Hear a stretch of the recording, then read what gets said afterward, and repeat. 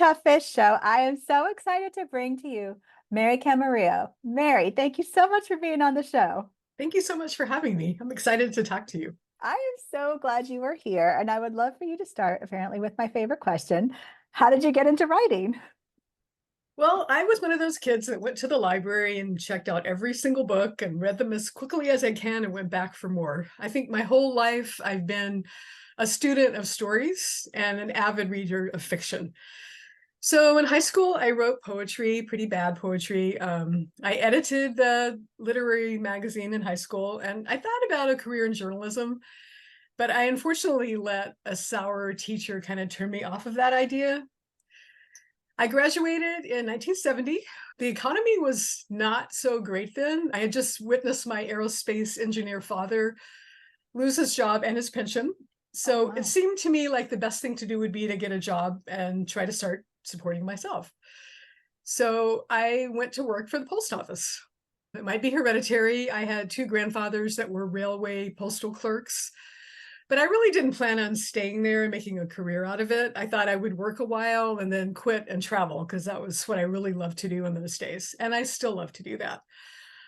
But I quickly learned that the Postal Service offers 5 weeks of vacation eventually, and there's 10 paid holidays to take advantage of. They also have a great pension, which I'm still taking advantage of. I met lifelong friends. I met my husband there, and I discovered that there were a lot of different jobs you could do there. So I started out, sorting mail and selling stamps. I know you're starting to think, what does this have to do with writing? But I made my way into the accounting office and I went back to school and got a business degree. And 15 years before I retired, I was an audit manager for the Office of Inspector General, which meant that I wrote and edited countless audit reports about things that were wrong at the post office. And I started thinking, because I'm still, a lifelong reader of fiction, I'm still thinking, wow, these are still stories. There are stories about things that are wrong. And that's my favorite kind of novel, is somebody that has problems. And an audit report, and don't worry, I'm not going to give you a lesson on auditing, but an audit report, it's required to say, what's the cause of this bad condition? Mhm, And who the heck cares? What's the effect of it? mhm. And I think that's really true in fiction too. I think we want to understand why people are like they are, which is one of the reasons I write. And we want to care about them. And I think audit reports are, of course, supposed to be true, but good fiction needs to feel like the truth. But fiction is a lot more fun to write. So I'm happy to be writing fiction now.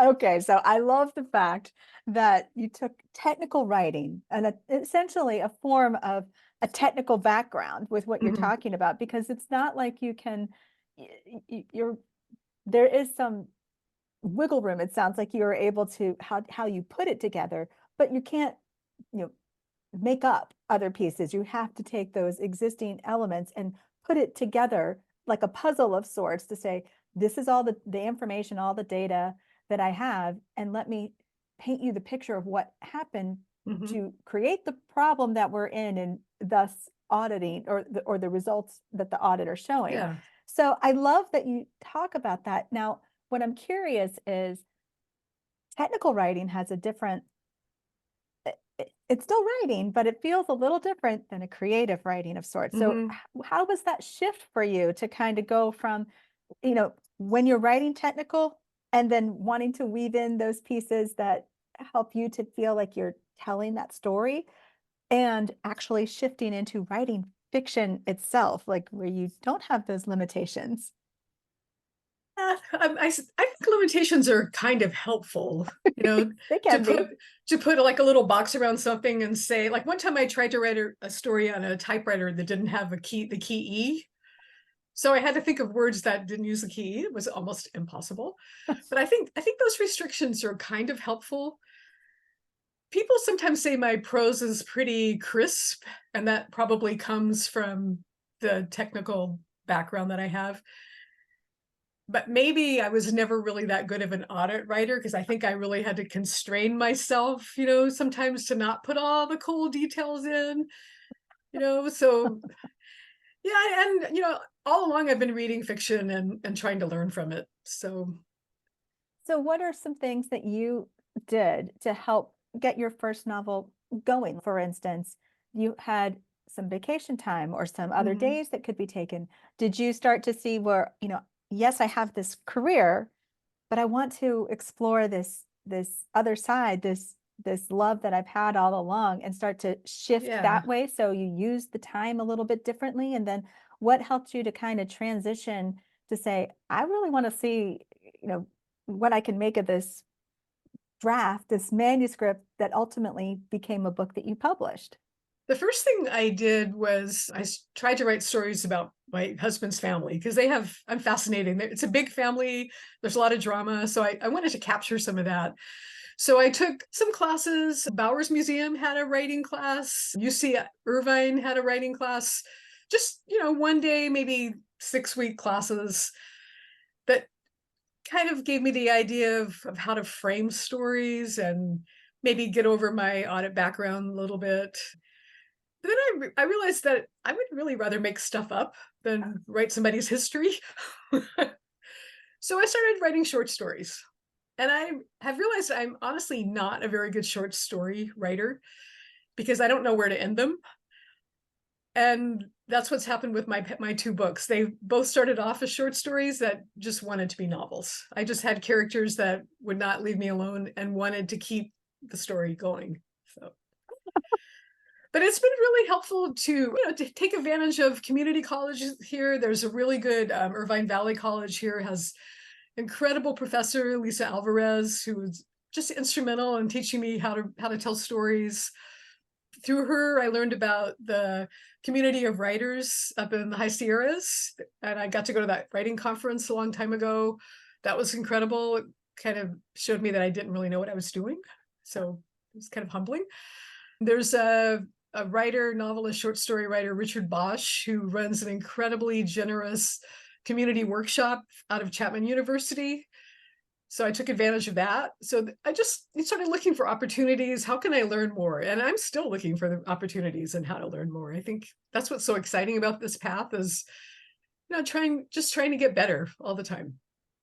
I love that. So when you were working on this first manuscript, you realized, oh, there's more stuff that, like you were saying earlier, like I didn't realize there's stuff I need to be doing, or how do I make this better?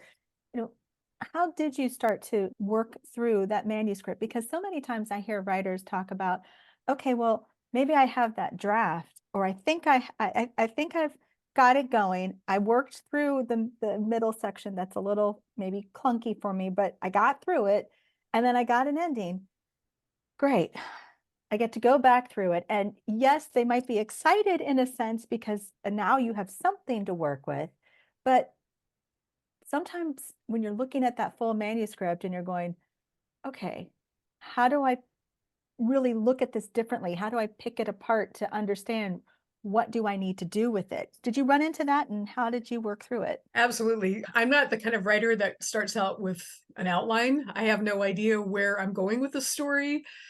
I kind of write by the seat of my pants. I'm definitely a pantser. So I start out with character and then I'm always in search of a plot, you know. So these characters, I eventually come up with a cast of them and they start bumping into each other. And I think, what kind of problems are they going to have and how are they going to resolve them?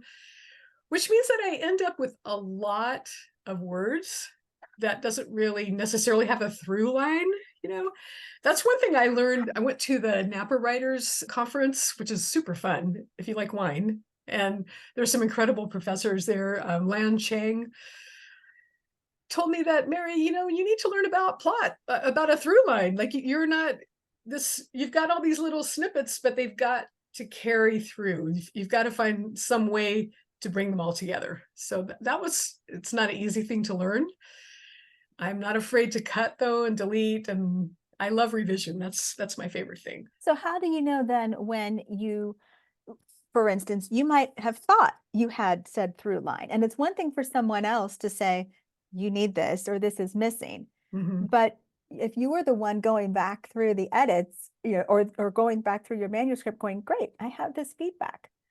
Okay, Now what? how do I do this?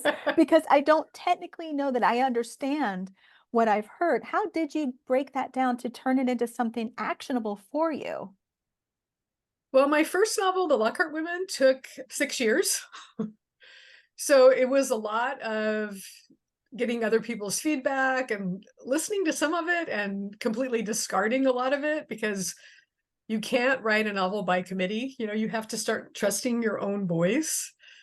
So trial and error, I started thinking, well, that doesn't sound right, but this feels right to me. It's really more of a feeling. And I think finally you get to a place where things start clicking together and you think, this feels solid. Like I can see this makes sense. It's still a little bit surprising, but it feels satisfying. So that's what I'm looking for. So when you are going through that process, and to your point earlier, you're not afraid to cut words or characters or scenes, or what helps you to decide that that does need to be cut or it can stay? For instance, if it seems like it's a little questionable, what helps it to be able to stay? I mean, sometimes it's really obvious it needs to go. You have this Mhm. rogue character who might be pretty cool, but they're just not adding to the plot, and you know it, and you can easily see that. But then there are other times when it feels like, oh, but I really do like this part a little bit more, and Yeah. I really can figure, I know I can make it work, and it is your prerogative to certainly try to do that, and you might be able to, but then you might also come back to it going, "No, parting is such sweet sorrow," and so, how do you make that decision when you're sitting there going, "It's so close," or, "I really do like this?" It sounds like you would be a really good editor for me. I One thing that one workshop person told me she said, how are you justifying these words? Like, why does this story need to be this long? And at Mhm. first I was like, well, of course, all those words, they're all justified. I guess it does it move the story forward? At the end of the day, are you going to miss this? Is the story going to fall apart if this is not in there? Like with those people behind us, I had a whole writing group. I love writing about writing groups. The real estate character is writing a novel. Well, yeah, it was really fun to talk about the writing group, but they didn't really have anything to do with the story. So I cut that fairly late in the process. I guess it's just making sure every scene and every chapter moves forward somehow. Very cool. Very, very cool. So to your point, you have 2 novels out. The first novel comes out and, you've been doing all the things to talk about it. You're excited about it. This piece has finally seen the light of day. It's out there. Mhm. You're excited, and you start working on book 2. Or you might have been working a little bit on book 2, but how did you come through what has been talked about on and off on this show before as second book syndrome, where, oh my goodness, will the second book be, can I still write the way I did on the first book? Will it be as good? Will it be better? Or how do I know I've still got it in me, kind of thing? How did you come through that so that you would have book 2? Well, as you know, getting a book out in the world takes a really long time. Like I signed with She Writes Press, and my book came out like 18 months later. And there's a ton of work to do on the book and during that period of time. But you do need to start something new, so you'll have something different to think about. So, but then a lot of people, that early readers and then early, book purchasers were like, "Oh, I love this book. Is the second one going to be a sequel?" It's like, no, that's not really what I had in mind. I'd already started working on something else. The other challenging thing about my first book was it was a pandemic. So, I like how you said that I was ready to talk about it. I was not actually ready to talk about it. I was super naive Oh, when I published my first book, thinking I could just say, here, read it. I didn't know about elevator pitches and being able to summarize themes and promoting myself. And honestly, during that, it was kind of the mid-pandemic, so I wasn't doing bookstore events, I was doing Zoom events. mhm. By then, people were fairly sick of Zoom. So I really don't think I got a lot of experience talking about the book and what it meant. And, you know, I've I'm just so having so much more fun with the second book because I've done a lot of bookstore events.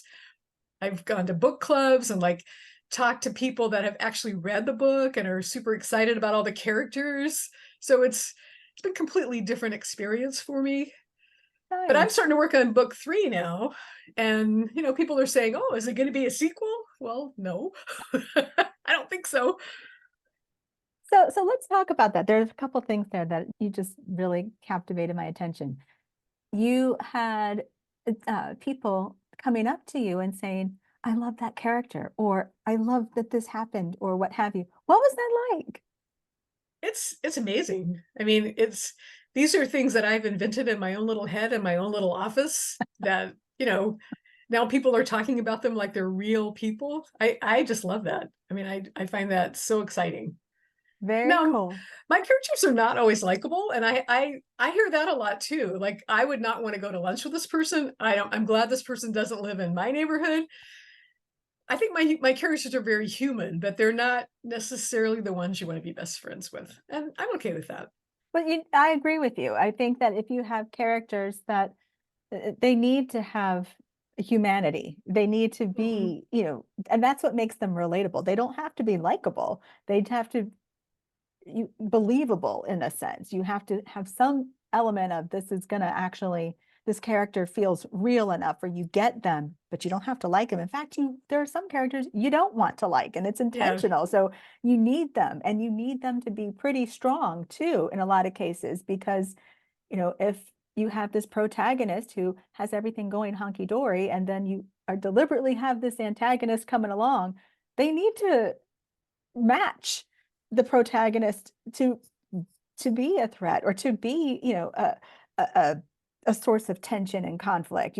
If they're not that strong, then it's like, okay, They we they don't have need to to worry be about you. they have to be multidimensional, right? Like, I don't Yes. think there's a few examples in history of true villains, but I think most people have some kind of redeeming quality. They're nice to their mother, or they take really good care of their dog, or I don't know, they go to the wetlands and pick up trash or whatever. I mean, most people have something about them that's redeemable. Yes, I agree. And I think that when you plant that seed about, especially your antagonist, your villain in the book or what have you, you you create a little bit more dimension, like you're saying, and you can almost help to create them a little bit more gray because in some cases you might go, because you've planted that seed so well, then it's, well, how might they actually respond? Could they respond a little differently in another situation Mhm. because of that? And that kind of makes it a little bit more interesting too at times because this character might look at you going, I'm not going to do that. Or I They wouldn't, do I'm they not, do that all I the right. time. It's like they talk back to you and it's like, Yeah. no, we need to have this relationship where you're talking to me so I can help your story. And they're like, no, I have it. Just follow me. That's why I both my books are multi points of view books. Like, the Lockhart Women has 3 women. Those People Behind Us has 5 characters. I know it sounds like a lot, but I love stories where you get to see characters in different environments and bumping up against different people, because I think it helps you understand them more. You see them in different environments, and you see other people's reactions to them, and then you think, oh, that person actually, in this situation, they seem like they're pretty intelligent and functional and rational. Whereas when that scene that she just had with her daughter, you think, oh my God, what is wrong with this woman? So actually, you just said something that I love that because you have multiple points of view happening. How did you keep them all straight? Especially when you went from 3 to 5. Like, how did you keep all those kids straight Yeah. so that everybody was making sense? They were, when they intersected, it made sense, but you didn't lose them throughout the book. How did you keep it all straight? And it was a challenge for me and those people behind us, because they're all different ages too. Like, I've got teenagers up to 80-year-olds. So the important thing is their voices. Like, I learned with the Lockhart women, I needed to start reading out loud all the time, just to make sure that it sounded like something the character would actually say and think. And my husband thinks I'm crazy. Like, he thinks I'm talking to somebody upstairs, but it's really important to read out loud. You kind of have to make a little list of, like, how old is this character, and what color is their hair, and do they always have the same hair color, and yeah, little things like that are important. But Yeah, the voice is really critical to me. Does it sound realistic? That's where early readers are very helpful too. Yeah, very much so. Very, very much so. So to your point earlier about being a pantser, so we've pantsed this book, you've got a draft. Do you go back and start to like work an outline or kind of some sort of spreadsheet almost that says, here's all these characters, here's where they're showing up, and here's their Yeah. different dynamics? Because that might have happened for somebody who might be, plotting the book, but when you're pantsing, do you go back through and kind of weave in some of that structure for yourself to Yeah. kind of basically I check think yourself? plotting sounds so much more efficient. I just admire someone that can do that. Yeah, definitely by the end. And it's really helpful to me. We're talking about setting boundaries. Yeah. With both of these books, I set timelines. And that's kind of like imposing not really a plot, but a structure around it. Like with the Lockhart women, it starts on the night of the O.J. Simpson chase through Los Angeles. It's not about Simpson. It's about a woman who gets hooked on watching the trial. So that book follows the trajectories of all three trials. So there's a frame, like Mhm. this has to happen because that's what was happening with the trial. With those people behind us, it's set in the summer of 2017. So it starts right at the beginning of May and goes through the end of summer. So a lot has to happen with these five characters, but it's helpful to me to know, okay, that can happen because that would have taken too long. So cut that scene, make this makes more sense. Imposing like a structure like that is super helpful to someone like me that is Yeah, just pulling things out of thin air and hoping they stick together. right. Because to me, what I'm hearing is when you're pantsing and you've written the book out completely, and then you're going back through, that's what I was envisioning, some kind of in the editing process, a structure that you're starting to put in to go, okay, I need to see, are my characters evenly balanced throughout the book Right. as they Yeah. should be? Have I run a little tally to see that? Or am I, showing these relationships well enough? Are they flowing as they should be? To your point, if we're starting at Memorial Day and we're ending at Labor Day, Hmm. that is my framework. And if there's something that's going on that's going to go outside of that window, can it get adjusted to make sense? Or is it sorry, kids, this is not Yeah. happening in this book this time? Yeah, exactly. Like those people behind us, there's a housing project that's going into a neighborhood. And I really had to think about that a lot because how long does it take to tear down a building and start building a new one? I had to do a lot of construction research to make sure that was going to work. Yeah, yeah. And that's what I'm hearing. Like the boundaries that you gave yourself actually help to create a little bit of the playroom to be able to pants, but then kind of rein it in, going, nope, we don't have this. So, okay, I got to navigate this. And whether or not you had those boundaries clearly defined at the get go, or they took shape through the editing process, then, you know, it sounds to me like they were blending together like that. Hmm. Yeah. Yeah. It makes it sound so much more intentional than it actually was, but I like that. But yeah, I do like the restrictions. I love like writing prompts where they say write about a Ford Mustang and your favorite vegetable and your the song from the 80s, and put all that together and come up with a story. I love little restrictions like that because it makes your brain work in a different way. I really appreciate you saying that because, sometimes when you think about the creativity of being a writer, where you can do all kinds of different things, unless you've created a world that you're trying to stick within or certain rules that you're trying to stick within, you can kind of play with what you need to. I mean, there are rules to follow or rules that you're working with, but a lot of times when you're starting, it's your imagination and what it can create, and there aren't any boundaries. Yeah, and that can be kind of Yeah. that can give you writer's block, I think, if you think I could just write about anything and anyone and any place I want to in the whole world. So what am I going to write about? I mean, I need some kind of let's pull that down a little bit. Let's write about this thing. Very cool. So, what would you say to a writer who might be kind of resisting the idea of setting boundaries, or setting some restrictions, as you were calling them. Yeah. What would you say to that person to maybe see if they might change their mind or open up to that idea? Well, first of all, writing advice doesn't work for everybody. This might not work for you, but I would say try it. I would say, I mean, there's a ton of books that have really good writing prompts that at first, my first reaction is usually, oh my God, how would you ever write about that? And those are the ones I try to zero in on and just give it a try. I mean, you might just get one sentence that you can run with. You might spend, 15, 20 minutes going, this is a waste of time, but what about this one line? So sometimes those little kernels can like explode into something else. It's much bigger. Very cool. Very cool. Mary, this has been awesome. Where can Yeah. people connect with you and where can they get your books? Well, my website is the same as my name, marycamarillo.com. I have a newsletter that you can sign up for there. It's called Life with Riley, who is my manager of marketing. My books are available everywhere. Anywhere you like to buy books, Amazon, Bookshop, you can order them online. I have audiobooks and ebooks and paperbacks, and I'd love to hear what anybody thinks. So let me know. Thank you so much. This has been so much fun. It was fun.